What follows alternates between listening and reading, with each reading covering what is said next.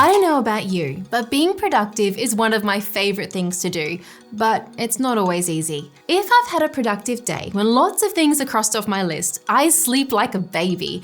I just love finishing tasks and seeing the fruit of my labor.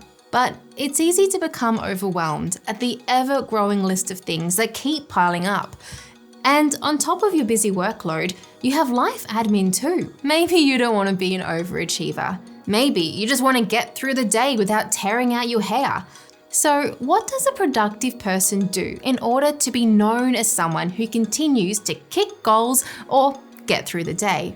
Don't worry, I won't suggest sleeping only 4 hours a night like some people do. Sleep is important to be able to have brain clarity to work. I personally need at least 8 hours of sleep a night, which at first sounds like such a waste of time. But without enough sleep for my body, I was useless for the time I am awake. Now that's a waste of time. If you're someone who is known for getting things done, you'll become a sought-after employee or a leader of a team.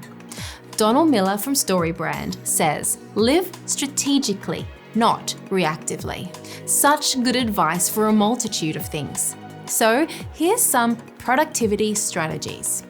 Write not just one list, but a multitude of lists. There are so many list strategies you can try out.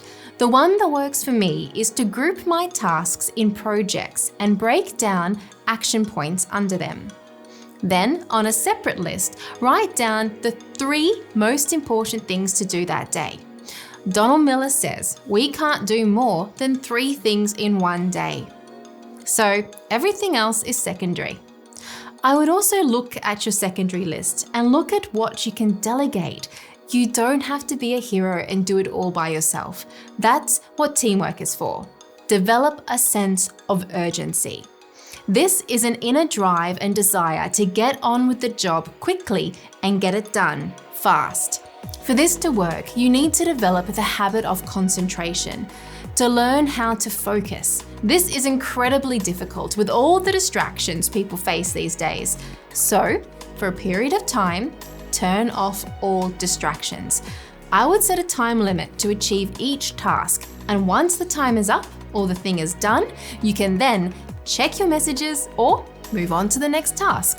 This will feel like pulling teeth to start with, so persevere. This point was a game changer for me.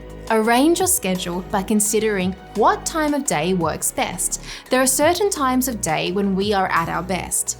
Identify these times and discipline yourself to schedule the most important, challenging tasks around these times.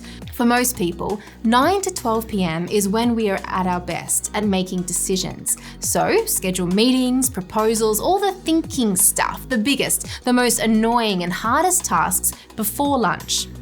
At lunch, get fresh air, stretch and move. 2 p.m. to 3 p.m. is sleepy time, so schedule all the easy stuff during this time.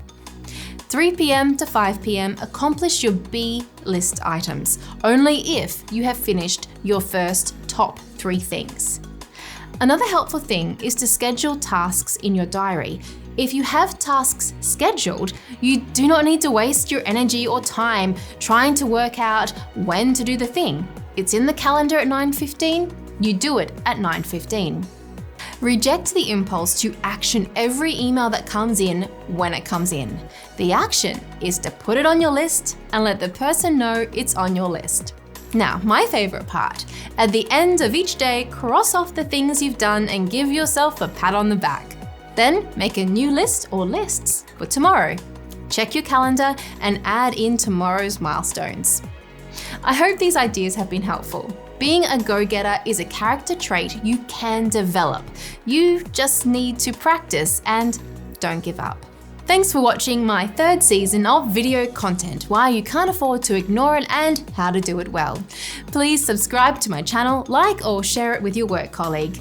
I'm Dana Newell, producer and director. Let's make content that matters.